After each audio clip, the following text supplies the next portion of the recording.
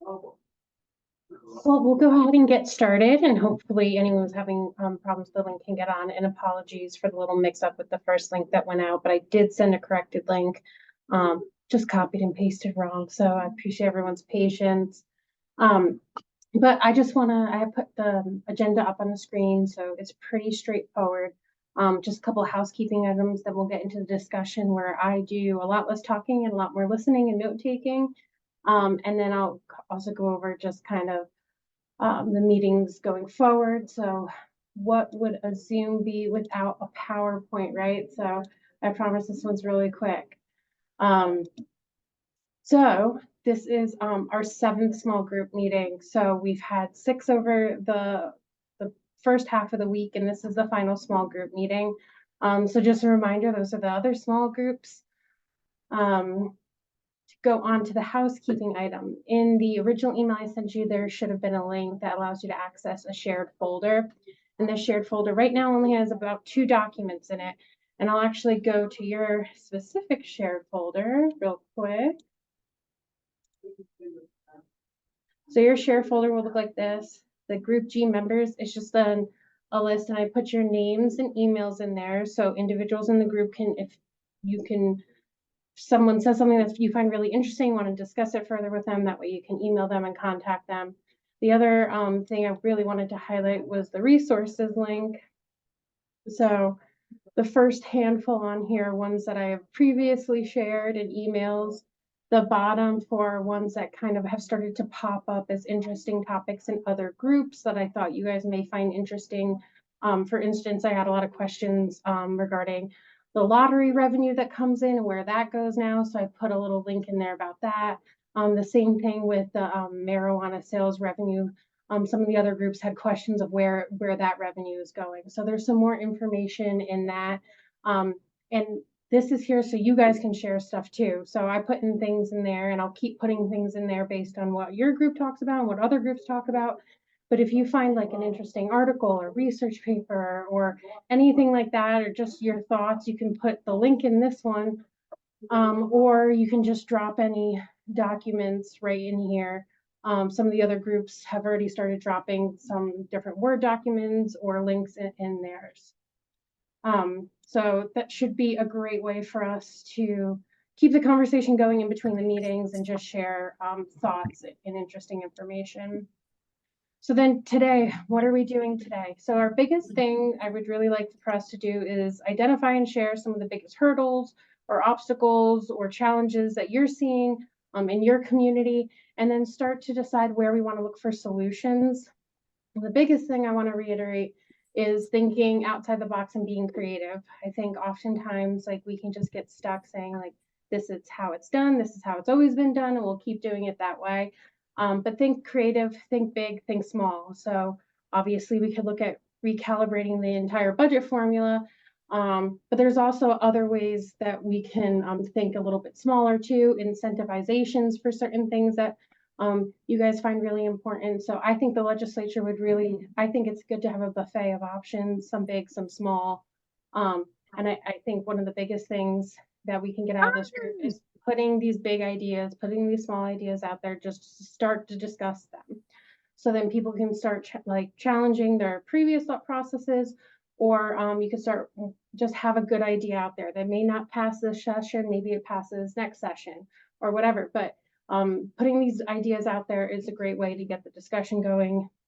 So, and then just a reminder that the next meeting is June 27th at 5:30 p.m.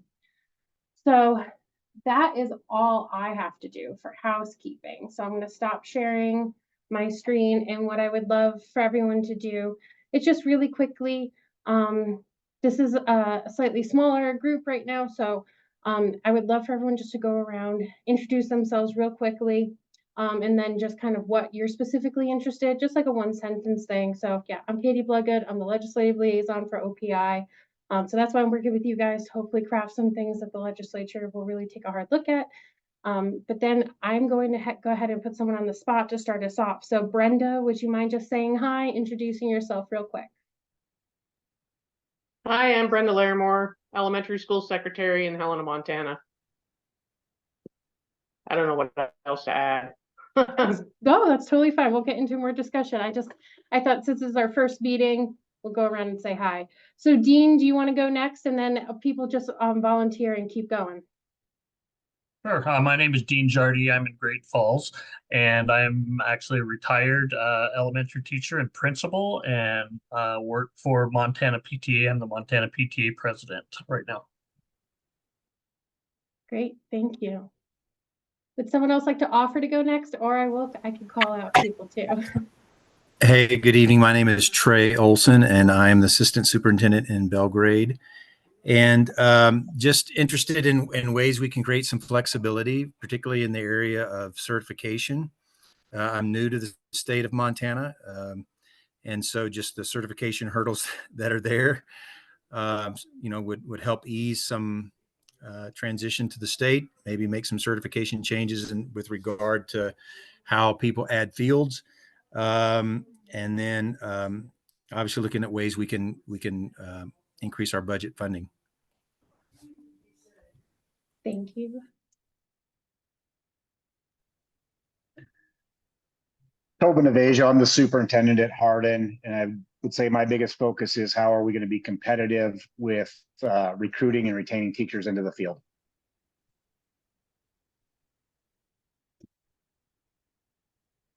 I'm Jamie Marshall. I'm actually a mom and a community advocate. So I have 3 kids and I live in the car at this time of day. So I apologize, but I'm here, community advocate, and really I signed up more than anything to better learn and create hopefully innovative ideas of how we can keep and grow as many opportunities for our kids in this 21st century as we can.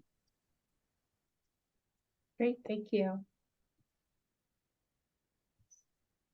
I'll go here. Corey Jeffco with Columbia Falls, new superintendent there, just outside in this glorious day. That's where I am right now. Just looking forward. I like what you said with looking outside the box. Everything's outside the box right now with me being new to Montana, but trying to get everything we need to get done for our kids and staff with the resources that we have. Great, and I know we have a couple more on here. You don't have to say hi, but I would love for you to introduce yourself. I'll go ahead and go. So my name is Willina Oldperson, and I'm the chair for the Board of Trustees for Missoula County Public Schools. And I'm a mom to doing taxi runs.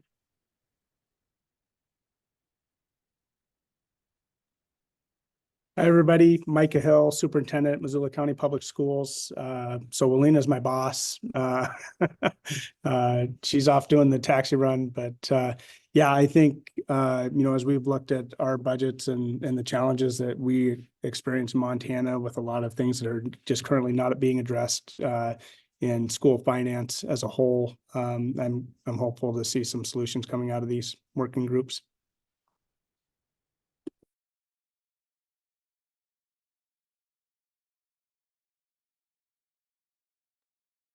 You're muted, Katie. Sorry. I should be better at this. This is my 7th Zoom of the week. I should have this down. Anyone else want to say hi before we get into the discussion? I'll take that as a no. Okay, so you guys already started hitting on some things that I've heard in previous groups, whether it be, teacher retention, just the overall funding. So at this point, I really want to turn it over to you guys. And if anyone wants to expand upon something that I already mentioned or kick it off, what I'm going to be doing is really taking notes. I'm also recording this meeting. So at the end of this, I'm going to put together kind of like a 1-pager for our group to talk, identify some of those big issues that we see, and then also start to identify some of the solutions that we see, and then ask you guys if there's any research or numbers or data or anything that I can track down that may help us be creative. So I don't want to put anyone on the spot, but does anyone want to kick us off to expand upon maybe something that they mentioned?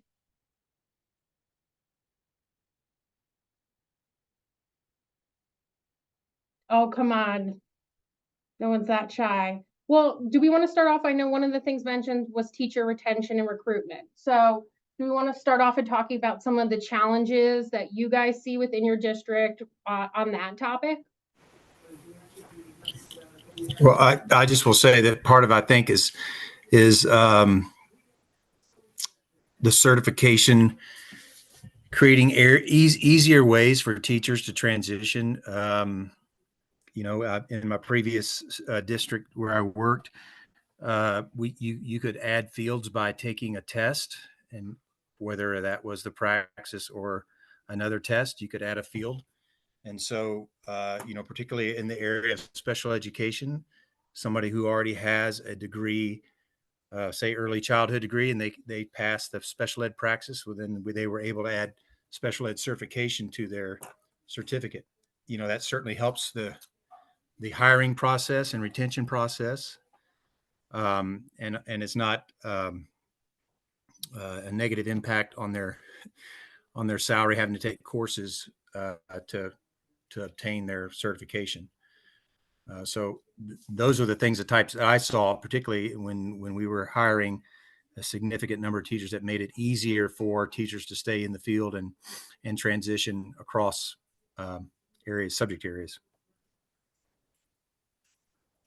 Well, I think that makes a lot of sense, and that's also a very approachable issue to tackle for sure, compared to looking at changing the budget formula. That's an easy, I think, chunk for legislators to understand. It's not easy though when you're on the other side of the fence. Sometimes on the professional end as a teacher, we don't want to dummy down our requirements for teachers being able to teach as well. I know I was on the Chapter 57 educator licensing when we modified that 3 or 4 years ago. And I thought that we added some stuff in there where we could do the praxis instead of having to get certifications. Katie, are you aware of what happened 3 years ago when we did that?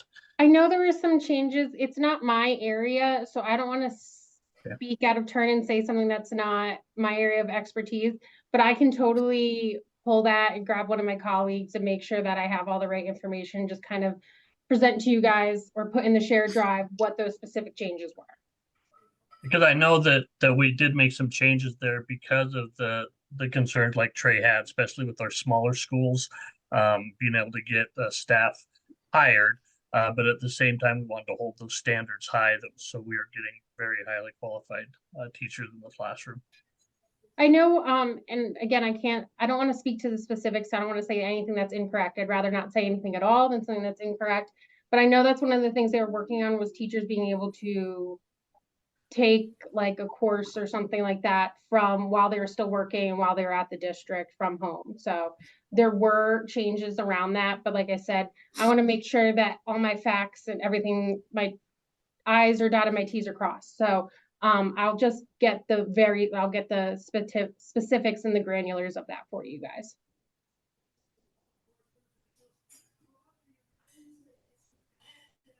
I would agree with Dean. I don't think we want to water it down. There has been some significant changes for teachers to be able to add additional certifications, especially at the secondary level. I think that's a bigger challenge at the elementary level still at this point. Right now for us, though, the problem is just getting a teacher period to cover classes. Next year we will probably have between 10 and 20% of our staff will be from the Philippines. I think the challenge is the lack of salaries when compared to the cost of living and the available housing. And again, the always rising cost of the health insurance. So for the housing, I know that's something that was brought up in the other groups as well. Is there anything that you guys have seen either in your past experiences, or do you have any creative ideas? I know we had a gentleman on another group from Colorado, and he was sharing some things that Colorado did. They actually built specifically, they had special housing programs for teachers, firefighters, police, and there might have been some other people in there, and I'm summarizing this extremely, so it's obviously a little bit more complicated. But basically, specific affordable housing was built that was only for people in those industries. They were only allowed to sell it at a certain increased rate up to 3%, and they had to sell it within someone within those fields as well. And that's a little bit of a complicated solution, but it was just interesting to see what other states are doing. So do you guys have any interesting ideas or also like, oh, this is a terrible, something that you've heard of that you think is a bad idea regarding the housing issue. And I know it's very different across the state. In some areas, there's just straight up a lack of housing, and some areas there is housing, but no one can afford it.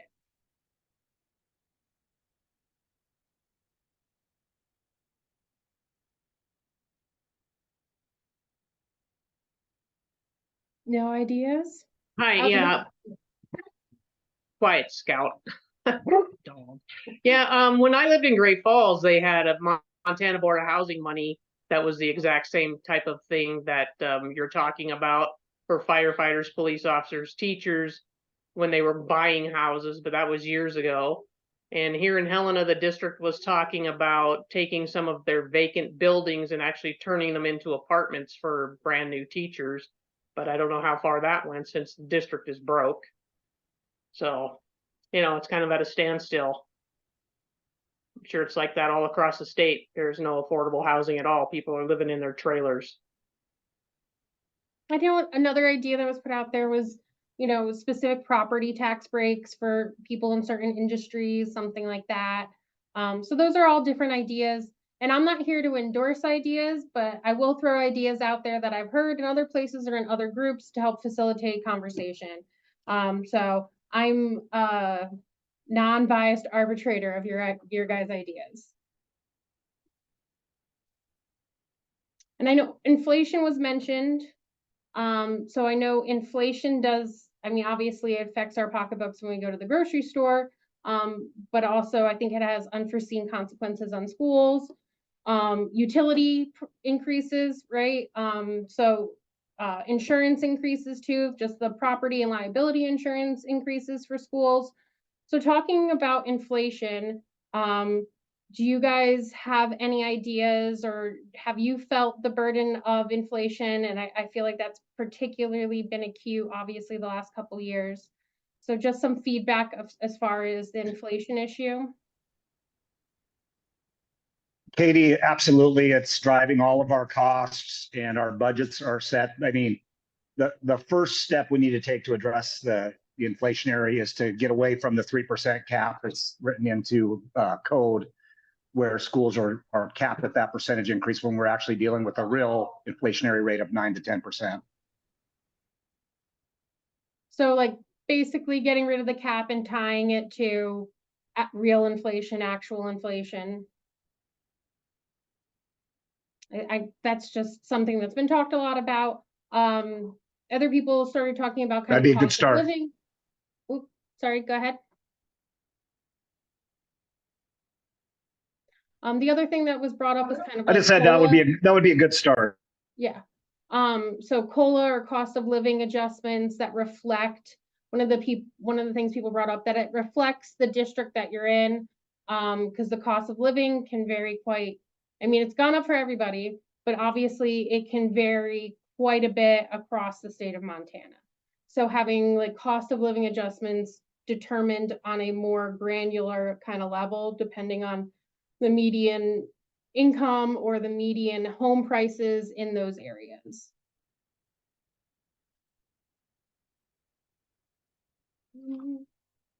Any feelings about that, anyone? Yeah, so I watched that 1 hour and 8 minute video presentation on school budgeting and everything, and complicated doesn't seem to touch it. It's overly complicated. It needs to be simplified. What I got out of it, elementary schools all across the state only get $55,000 from the state of Montana. I said, that's not enough for one person's salary. That's like half of a principal and one teacher and a fraction of a teacher, and maybe a couple of paras. But yeah, where did they get the money for the lights and the maintenance and the paper and the supplies and everything else when they have $1 million budgets and they're only getting $55,000 a year? That's absolutely ridiculous, and it's a shame. It really is.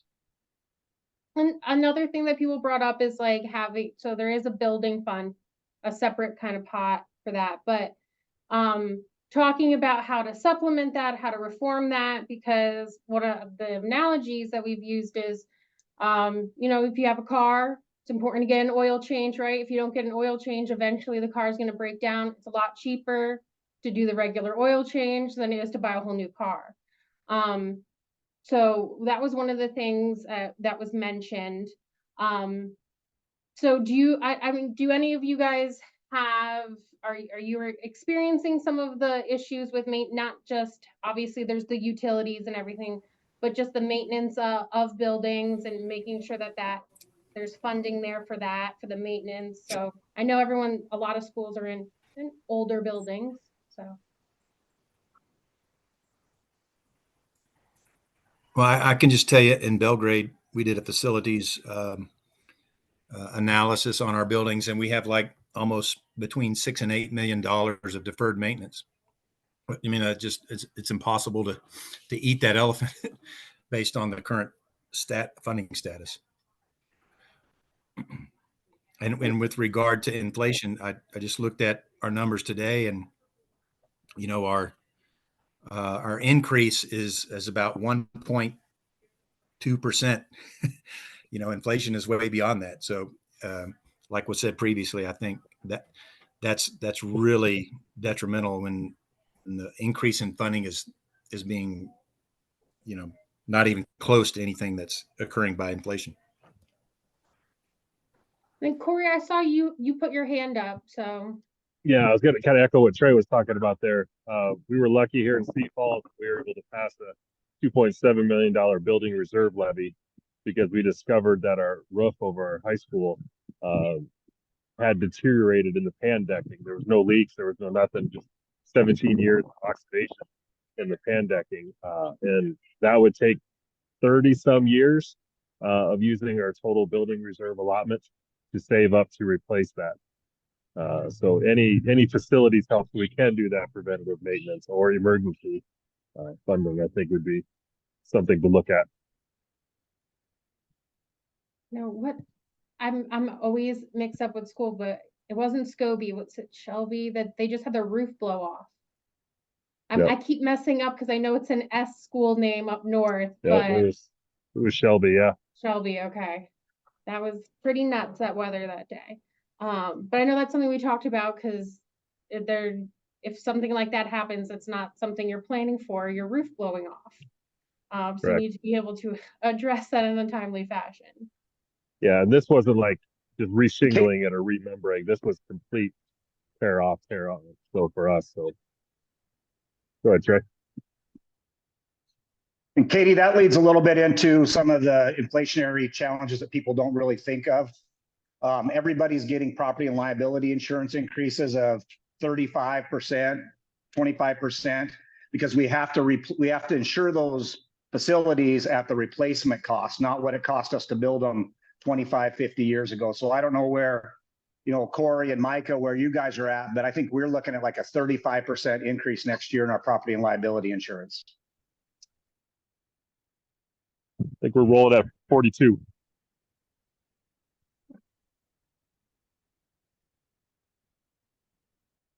I'm looking down because I'm taking notes. But like I said, I'm recording it too, so I don't miss anything because I know we talk about a lot of things kind of off the cuff.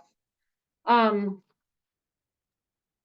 know we started talking about just started going towards kind of the bigger picture of something. So I do want to start to talk a little bit about where you guys see the funding formula falling short.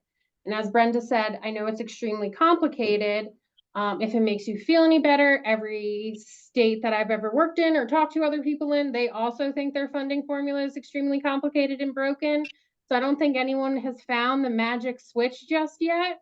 But that's why I keep saying, like think big, think outside the box, think small, think all the way around, because we don't know when we'll stumble upon something. And there's a lot of ways that we can look at other states and what other states do as an inspiration. There's some ways that Montana is leading in education, and there's other ways that we can look at other states who are leading in innovative education, either funding or programs or whatever it may be. So I want to dig in a little bit into where you guys see the weakest areas of the funding formula, knowing that none of us are experts, but that's good, I think. We don't want to get bogged down too much in the nitty gritty, but where do you guys see the failures in your areas? I guess I could speak a little bit to that. I think some of the things that we look at that, maybe the legislature tries to provide as tools for funding, for example, safety levies. For Missoula County Public Schools, we're spending roughly $4 million annually out of our general fund budgets to offset our safety costs. So that's cameras, that's the software systems, that's the secure entryways to our doors, it's the key card systems, it's school resource officers, it's the list goes on and on. And if you're lucky and you live in a community that says, yeah, we'll support that, great. But if you're not, then you continue to experience those costs, and those costs are not declining, but it becomes a part of our general fund formula. So dollars that are earmarked for safety, when our budgets are built around educating kids, meaning these are meant for teacher salaries and for curriculum purchases and doing those kind of things, we've lost that. You can look at things that are not in the funding formula for activities. Activities aren't in the funding formula. They're extremely expensive. We overexpend our activities budget by $350,000, and it's only because of travel costs and hotels. It's not like we're buying more footballs every year or different things like that. This is the reality of the situation. We don't see any kind of adjustments for area-based cost of living. Where, especially in our largest counties, in our most populous areas, people want to be in Montana, but we're not seeing that. You see a formula that is primarily based on student enrollment, A and B. And if you have a decline in your enrollment, even by 50 kids at $6,000 a kid, you're talking an incredible sum of money that you just aren't able to recoup and recover. So rather than basing formulas on A and B, why aren't we basing formulas on quality educators? Why aren't we basing formulas on other factors that we could consider in all of these different areas? But it's super frustrating, I think, for those of us who are trustees and superintendents to every year have to go back to your community and literally beg for the dollars that you need to operate your school. I don't mind that someone says, hey, we're going to calculate your maximum budget, but that we're only going to fund 80% of it and the rest of it is up to your community. And the inequities that provides across our communities when a community like Missoula is able to pass their levies and a community like Kalispell is not. What does that look like? What's the difference for every individual child in the resources that they have available to them versus the resources that someone else doesn't? So, I mean, you could go on for a long time talking about all of the inequities. But I think that's just like the tip of the iceberg on this discussion. But I'll stop there and I'll let anybody else who wants to chime in and say something. I would say that when I was a school administrator, the biggest challenge for me in a small K-8 school was the lack of flexibility and being able to move that money around from fund to fund. And I think if we hire our administrators and we have our school board that is watching over the budget, I think we just need to trust that they're going to use the funds the way that their school needs to use them. So instead of saying that you can't use transportation funds for athletic events, I mean, let them, if they feel like they need to use that money for athletic events for driving buses, then they should be able to pull it out of transportation. Or if they need to use some of their technology budget to help with some of the general fund expenses or use some of their general fund expenses for technology. I think there just needs to be more flexibility amongst those required funds that are budgeted.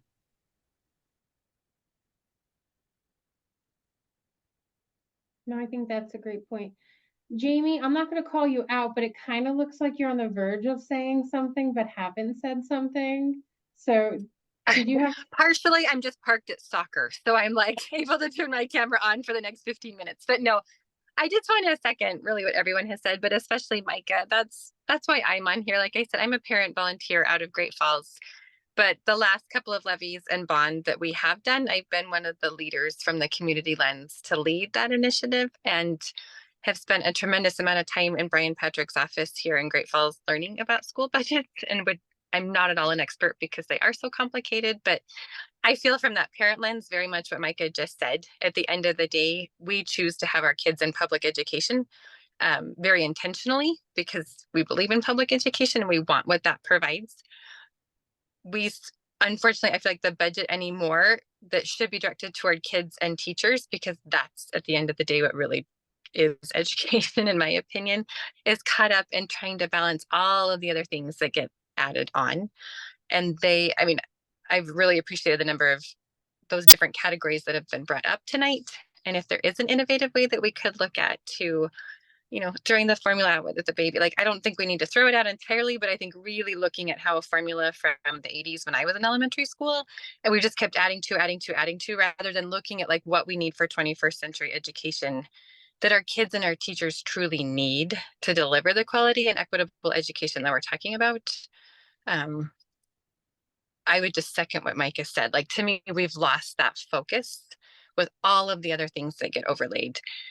And I get a little nervous when I hear the word incentivizing, as I've sat down with some legislators and they're like, well, just leave it how it is. And then administrators can add this in, and then we'll pay you a little bit for that. And we'll pay you a little bit for this.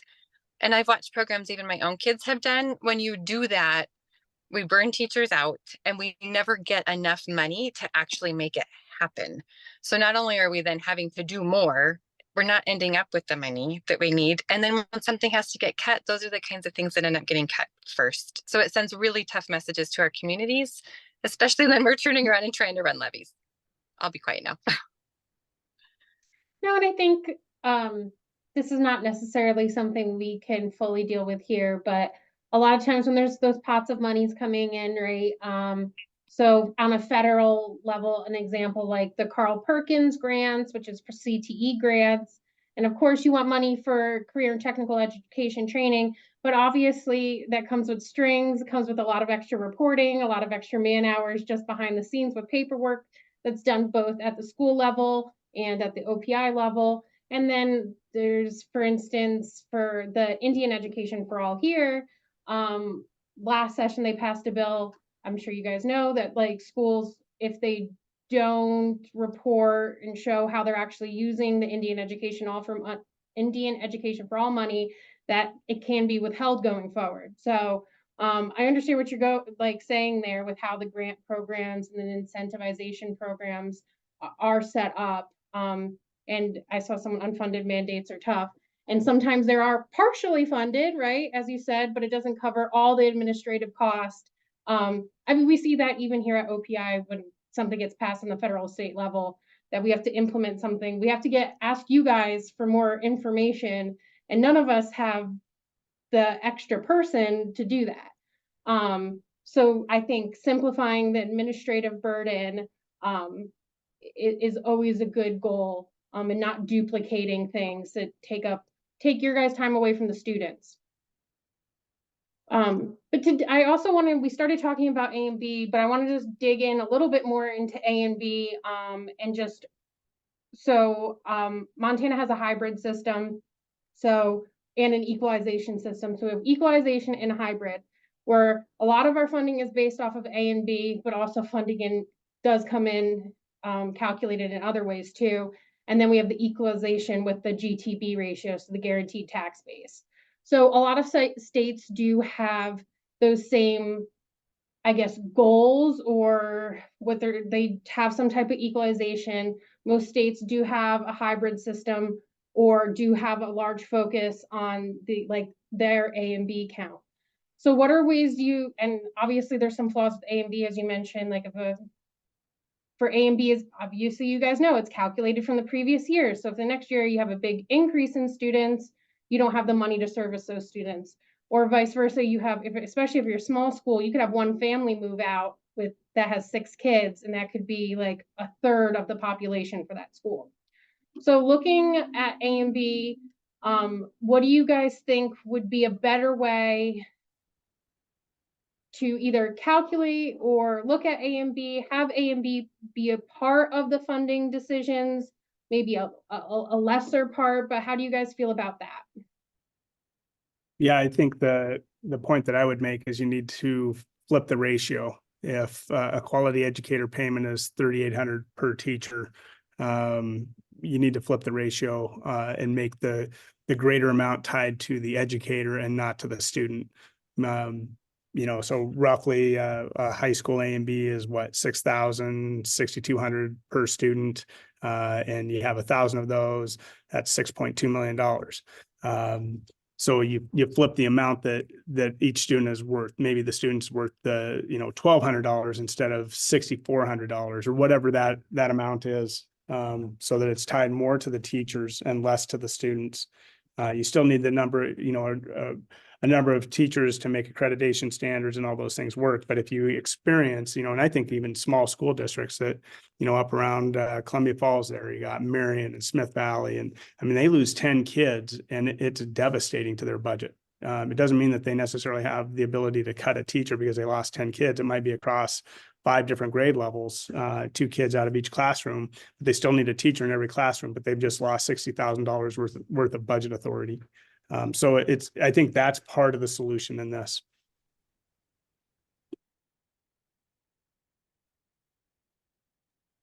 Yeah, Mike, I think that's an interesting way to look at that.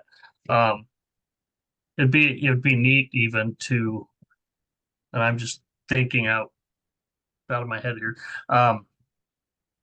Be interesting to have what we all know what a model school would look like. I mean, so that you have a preferential amount of number of students in a classroom.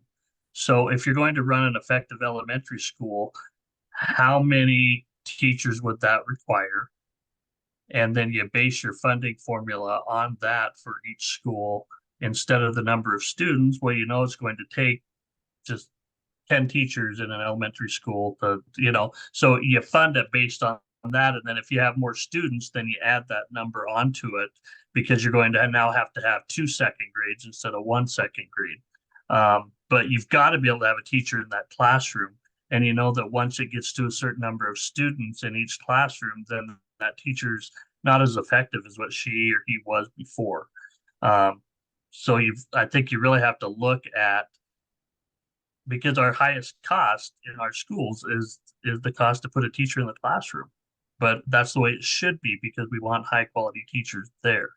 So there's got to be a way to look at that in a way that you could base that on the teachers needed instead of the students that are there. But you're going to base that on the number of students that are there at the same time. So I liked how Micah was thinking on that, that you look at it more of the educator entitlement. So it got me thinking. That what you're saying makes sense. So you still use the A and B number, but you calculate it on the ideal number of teachers for it and make sure the school gets enough funding for those teachers. So you're still using A and B, and it is really hard to get completely away from something that's based on the amount of students. It makes sense to have that be a piece. Most states do. I can't think of a state that doesn't have that as part of the piece of the puzzle. But making that piece make more sense, what you're saying, it makes sense. And it's an idea that I haven't heard yet in the other groups of tying it that way. And also it does make sense. It's a little bit complicated, but it's not too complicated, especially compared to what we have now anyway. I will be working on a spreadsheet with this because now I've got ideas going in my head. So I'll be adding something to that drive to look at. Perfect. So I can keep throwing different things out there that have been talked about by other groups, but has anyone else been inspired by anything we've said and want to raise another issue or something that they see as a flaw that we could try to tackle? I know bigger picture, some people were talking about with the funding formula, having actually a different funding formula for the different classes of schools. Obviously the needs of a school in Billing are very different than a school in Scobie, right? So having either based on current classes of schools or having a different formula, which actually it could make this more complicated, but it was an idea thrown out there, a tiered formula to try to address the needs of the different sized or different population of students. I see head shaking, but I know that's a very broad kind of idea. I think that's where it kind of goes back to the base. You get your base model school and then you build on it. Because all of our Montana kids are equal, and it needs to be spread out that way. I didn't articulate that very well, but so your base of what you need, and then you build on that, kind of like Dean was saying, and Micah and other models out there.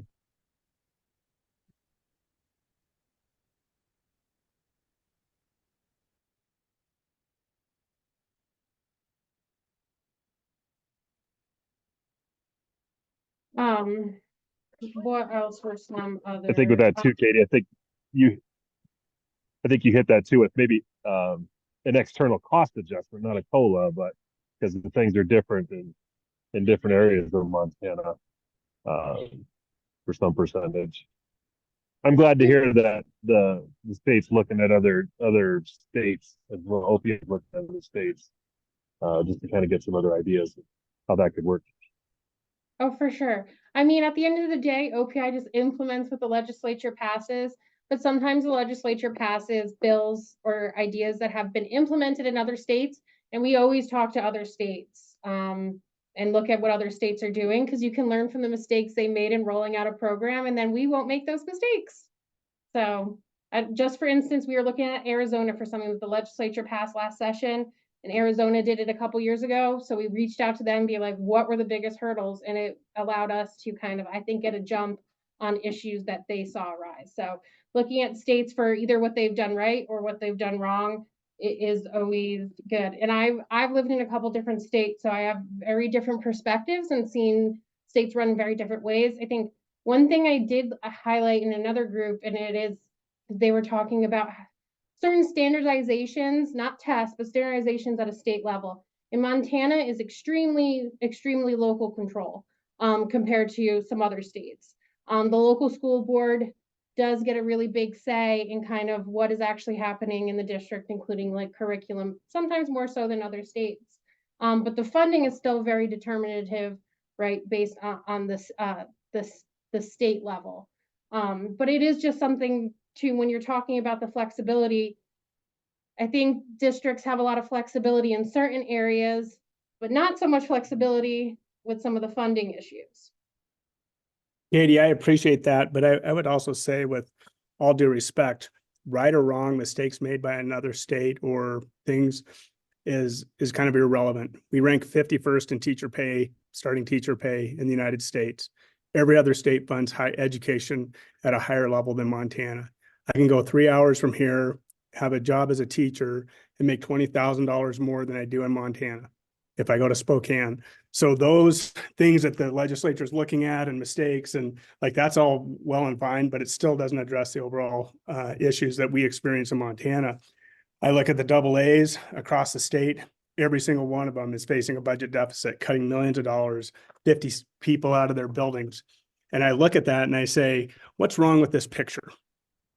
We can't afford, we don't even pay very good wages. And yet we are exiting people from our buildings, our communities. They're part of the fabric of that. So I guess, like, if we're really talking solutions, and if this is really going to go somewhere, I think that needs to be heard. That we've built a system that is not sustainable. It's not tenable. We want our kids to have the best teachers, and we have a lot of great ones. But when we can't retain them or keep them because our budgets are so out of whack, because inflationary costs outpace what we get for our increases, it's not sustainable. Well, yeah, to get to your point, like I said, we have been talking about, I think, some of the smaller pieces of the puzzle, but let's jump right into the big one. Everyone wants more money. Where do we get the money from? We have obviously seen with the failure of a lot of levies around the state that property taxes, and we all know property taxes went up a lot. So where do we want to look at where funding comes from? Because that's always what legislators ask. When you come to them and you ask for something, they're asked, how are you going to pay for it? And the sustainability too of where that money is coming from. So that's why some of the things I threw in there, people have asked about different funding resources, so you don't overburden one area. So that's why people ask about, where's the lottery money, where's the marijuana money going, stuff like that. So where do you guys think the money should come from? I think that's a tough one to answer, considering the state sat on a $2.2 billion surplus, and ask where are we going to get more money? I think that there's people at the top that could ultimately kind of figure some of this stuff out. It's pulling the right levers and adjusting the right knobs. You know, we look at it and the uproar that happened with our counties where they weren't going to levy the full 95 mills. Turns out the Supreme Court agreed with us. We argued that they should have to pay the 95 mills, but they make a great point in saying if we levy 77.8 mills, the state is going to collect the exact same amount of money as they did last year, and they're still sitting on a surplus. So why are we levying more? We're putting more money into the general fund, into the big pot, but we're not getting it back. So that's a pretty broad question, right? Where are we going to get the money from? I don't know. More taxes. You're going to tell us what our maximum budget is? Fund the maximum budget. Why do we have to ask for 20% of it from local taxpayers? If it's important for one group, let me rephrase that. If it's important for one child in Montana, it should be important for every child in Montana. I understand. I know there's a lot of frustrations. I totally get that. I'm just trying to think of creative ways, because a lot of times if you come to them, in my experience, when you go to legislators, it's always good to have kind of what you want and how you want it done. So that's what I was talking about. I think there's different ways to look at it. And we do have a surplus now. The surplus is still smaller than our education budget. So even if we took the entire surplus, we wouldn't fund education for more than a couple years. So one of the reasons why I wanted to talk about that bigger picture and think creatively about where that money can come from is it usually helps you when you go to legislature. It bolstered your argument to say, like, I have this idea, I want it funded. I also have some ideas where the funding can come from. That doesn't mean they go with those ideas, but I do think it helps bolster your argument with them. One of the ideas that came up was and this is something that they're talking about in the revenue committee too, to do property tax relief, but still have taxes come in. Obviously, there's a lot of people who are from out of state who have second homes here or Airbnbs or Verbos. Having those properties have a different tax rate than the Montana who lives in the one home full time. So those are different ideas that I know that the legislature is looking at for property tax relief, but also I think people can look at for funding sources for education or for other things. You know, one of the things, I mean, and again, I'm relatively new. I'm like 9 months into living here in Montana, maybe 10. But, you know, I think in the passing of the levies, you know, when I'm on a fixed income and I'm 85 years old, I've been paying school taxes for, you know, my entire life pretty much. And I think that's a negative, that's almost a no-win situation. When you live in a community that is significantly has a retired or elderly population. And so if there was a way to give them some type of relief, yet, you know, I don't know what that looks like.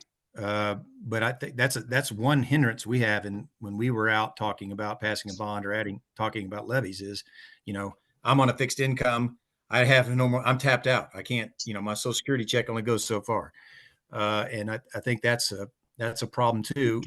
But you know, we may have to look at additional revenue source. You know, I mean, I know Montana doesn't have a sales tax, but you know, I mean, that's probably blasphemy. But it's something that has to be at least considered in some way if we're going to generate more money. Or like Micah said, you know, there's money there. We just need to be allocated. I don't really know the answer. I haven't been here long enough, but I do know that the elderly people, those that are on fixed income and Social Security, have a difficult time with a levy. And that's we have a group that's about sustainability, and that's making sure that like communities are still affordable for people to live in, and we still can provide a quality education. So that is threading a needle. With you mentioning sales tax, I watch all the committee hearings. So local government was actually talking about a sales tax and specifically trying to capture and use sales tax for capturing tourist money.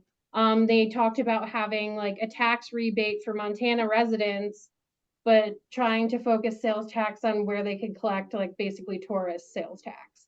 So those are things that are being talked about at the legislative level. So I think it's good for us to talk about how they build in, but there are lots of revenue sources coming in now. For instance, the lottery money used to go specifically for education pension funds when it was first well, like 20 years, no, maybe 30 years ago now. It is not as much used for education dollars now. It is used for like CTE college grants, scholarships, a small portion of it.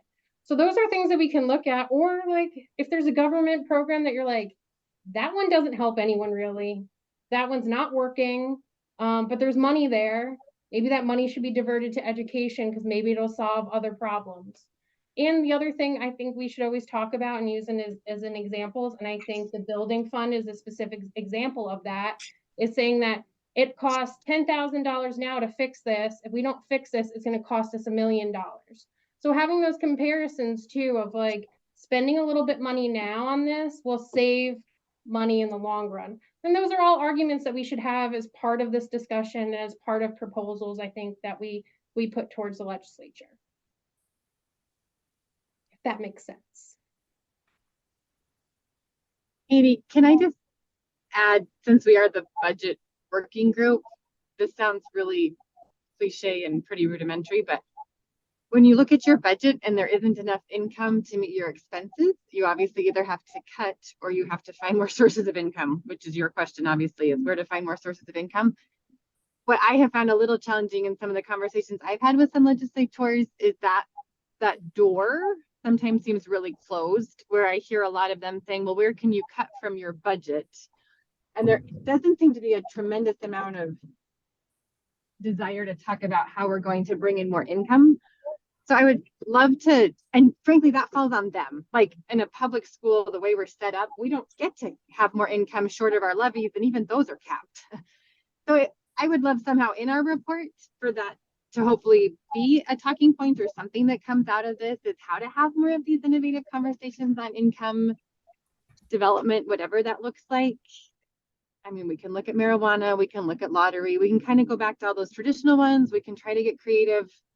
At the end of the day, I think we're reaching a point where we are at a breaking point. Someone put in the chat what school isn't cutting. Like, I feel like school budgets are cutting to a point now where we have almost reached that tipping cliff, whatever word you want to put to it, of we need more income. We can't just keep cutting. And that didn't give you an answer, but I'm just hoping that can be part of the conversation, because I'm not sure we can answer that ourselves without some help from the legislators. No, for sure. And that makes sense. And like I said, none of us, well, some of you are probably a bigger expert on the budget formula than I am. And none of us are like experts, but I do think, like I said, and a lot of the legislators too, they're not experts in these things. A lot of them are just like, they work somewhere, they owned a small business, they were a farmer, and a lot of them are getting schooled up on things. Some of them do have experience with school budgets, some of them don't. And one thing I think to give you guys some hope, that I think the legislature is looking at this seriously, and who knows how big their appetite is, if they just want a snack and they're going to pick at around the edges with this, or they take it more full on look. They're doing ledge days the second or third week of June. And there are 2 days, all the legislators come in, they're having different briefings, bringing them all together in the interim. Each day has a session on school funding and school budget. So it's a big topic and they're looking at it seriously. So I do think there's an appetite there to do something. Now, hopefully when we have some ideas, maybe they don't take all of the ideas you guys put out there, but hopefully they're getting schooled up on this stuff now. I know I keep saying schooled up, but I guess it's appropriate. I think there's going to be legislators looking for ideas and looking for creative ideas, looking for big ideas, looking for small ideas, because I think there is an appetite there to do something. If that makes, that should be good news, hopefully. Something Just else we haven't talked about. I know when I was administrator for 8 years, schools are one of the only businesses out there that have to spend themselves all the way to zero. And there were a couple years when I was principal where we did a pretty good job, managing our budget, and we ended up at the end of the year with a nice chunk of money. And man, it would have been nice to be able to roll that over into the next year. But because of budgeting rules and all of that, there was only a certain amount that we could. So I think that's another place that we could look at, that if you have a year where things are looking better and you're able to roll that over, you should be able to do that and have the flexibility to put that over into your general fund, not necessarily into reserves or whatever. So again, that flexibility.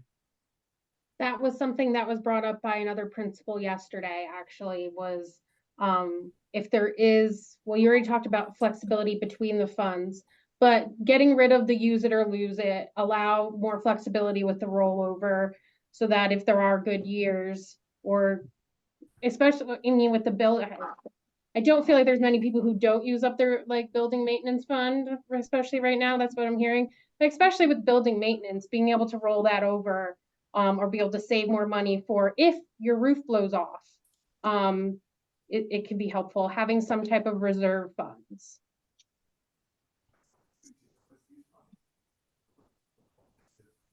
Yeah, I just wanted to say that, no offense, Dean, and I know you know who I am. Hi, I used to live in Great Falls and I've been on some boards with you. But the problem with flexibility to be able to spend what you want as a school secretary, they have all these accounting codes and you have to keep within those accounting codes.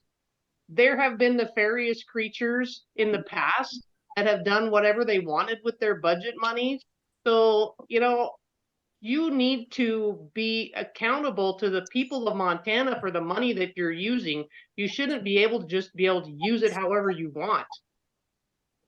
You know, it just kind of irks me as a taxpayer, and I've dealt with the budget and I've seen the $500 bills for a hotel room for a coach, and I've seen the $1 million bills or the $100,000 bills for a robotic floor machine and everything for a high school. And, you know, I just shake my head. And then you're telling me you're broke. So you've got to be careful about this. And plus the other flip side of that is we need to hold the legislators accountable, because back in the day when they brought the lottery in, they promised it to education and then they took it away. So that kind of pisses everybody off in Montana. They say that's how they sold it to the people of Montana. Oh, wait, we're going to bring a lottery in and everybody wants the lottery so that we can fund schools. And then it never happened. Maybe 1 or 2 years and then they took it away. So you're just pulling the rug out from underneath the people. There needs to be a law that once you put something in effect, you keep it there. You don't get to take it away. So there's my little rant. I'm full of them. I know this is a frustrating topic because I know all of you guys care a lot about it, and I think we all wish we had a magic wand and we could change certain things. But we live in the real world, unfortunately, and we'll do our best to come up with good ideas. I do think there's ways that you could have flexibility in funding or in spending or rollovers if you put on certain guardrails.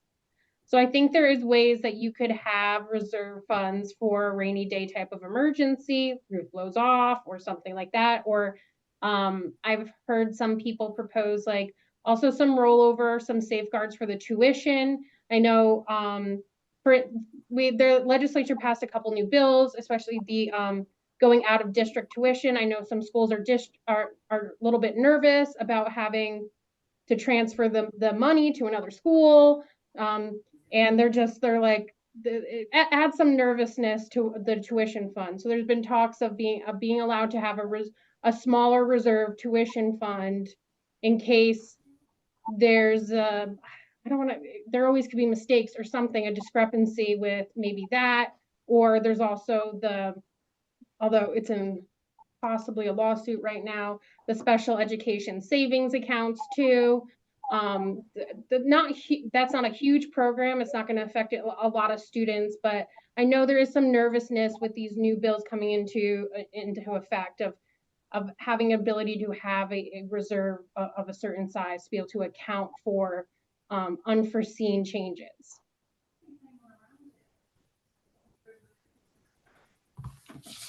Hey, Okay. Katie, for what it's Oh, sorry, go ahead. I was just going to say for what it's worth, I think I've read somewhere where Tennessee has redone their funding formula and it's gotten some some good press about what they've been able to do there. So I haven't really studied that one. I'm just trying to learn Montana's right now, but it may be worth taking a peek at, To be an expert in any state's budget formula takes probably years. So to become an expert in two, that's a lot.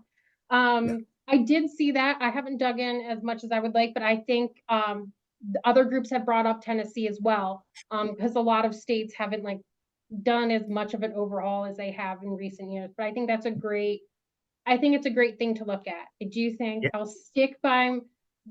I do think it's good to look at other states and see what success they have. Sure. Do think I mean, they're funded a little bit differently because they don't have a state income tax. So theirs is based off primarily sales tax. And so it's just a little bit different. Income tax is the biggest piece of the pie for Montana overall. That's by far income tax is what pays for most of our stuff in Montana. Right. But I know, so it's 6:30. So you've been here for about an hour. I took a decent amount of notes. I think we have some good things to start on, some good things to ponder on. One of the things I'm going to ask of you guys is I already have some homework in my head I want to pull up just at least some top bullet points of how Tennessee reformed their system. But is there any other data points that I can either pull from OPI, or is there anything that I could track down for you guys from around the country that you may be interested in to help kind of continue to spur conversation and ideas? And you don't have to think of it now. You can always email me. You have my email, so you know where to find me. Katie, do we have? Katie, I guess I just like Oh, sorry. Corey, I guess you go ahead, Dean. Oh, I was just asking, Katie, do we have any specific task that we're supposed to complete by the time that our work is done? Or are we just going to keep kind of bringing up issues and things like that? So what the final goal is to have a white paper that's compiled of all the small groups. Within that white paper for the legislature, because there's obviously a lot of overlap. Teacher retention has been a huge topic. So I'm going to compile everything that we talk about. So today I really wanted to hear what your guys' biggest concerns were. I'm going to put together a one-pager in the next week. So next week you'll get an email from me with like a kind of a summary of what we talked about today. And then what I want us to try to drill down is a little bit more specifics of the solutions. And I understand that it is kind of the legislature's job, but I do think coming with like a little bit fleshed out kind of solutions for these issues is the best that we can do to try to accomplish what you guys want at the end of the day, which is more funding for schools. Once I send that white paper out, I would love for the one pager out. I'd love for you guys to just continue to brainstorm specific solutions to these things. So, and also talk to your community if there's other issues. But today I really wanted to talk about the concerns you guys have. And then the next meeting, I really want to focus on the solutions. And the final one is like polishing up the solutions and also weighing the pros and cons. And we may not all agree on all the solutions. I'm going to use an inappropriate analogy, but there's more than one way to skin a cat. We may not all agree, and there may be some things in the final product that you're like, oh, that wasn't my favorite idea, but it's from people in the community. So there's going to be a broad range of possible solutions coming from different communities across the state. So the next meeting, we're going to focus on drilling down more on the solutions, and then the final meeting in July, we want to shine it up. And I will also be sharing, like I said, I talked about today about some of what the other groups talked about. I will also be sharing the one pager for each group with everybody, so everyone can see what all the groups are doing. But does that make sense? You don't have to do a lot of homework. You can just come here with ideas and spitball with us. But if you want to do homework and really nail down, I want this to be a part of what we present to the legislature, that would be super helpful. But if you don't and you just want to spitball, that's fine too. Does that make sense? Okay. And I appreciate everyone being flexible. This is the first time OPI has ever done anything like this. I don't think any other agencies have done anything like this with bringing so many different people in from the community and just kind of brainstorming. So I know it is a little loosey-goosey, but it was kind of on purpose. Because like I said, I want us to be creative. I don't want it to be super structured. So we get stuck in like, maybe if we adjust the GTB ratio by 0.1, like that's all fine and good. And that might be a solution, but I want to try to think different than that. So I appreciate everyone, and I'm excited. I think this can be something really cool. And hopefully it'll continue going forward. And then this is a big year since we're going into the decennial budget review. So there's a lot going to be happening next session. So I think this is very time appropriate for it to happen now. But does anyone have any other questions? Otherwise, you'll get an email from me next week, kind of summarizing what we talked about. And then not specific homework, but like, hey, these are the solutions we're looking at. How can we flesh this out more? No, if that link that you said with the folder, was that in that first email you sent us, the initial one? It was not the very first email you ever got from me. It would have been the first email you got from me last week. So I know I sent out a correction email with the right Zoom, but it was for the one individual. before that. Yeah.